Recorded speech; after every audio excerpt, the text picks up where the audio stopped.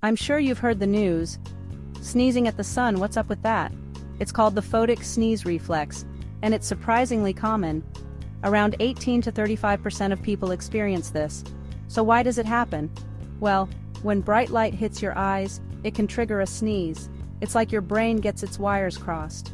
The optic nerve, which senses light, and the trigeminal nerve, which triggers sneezing, are close neighbors.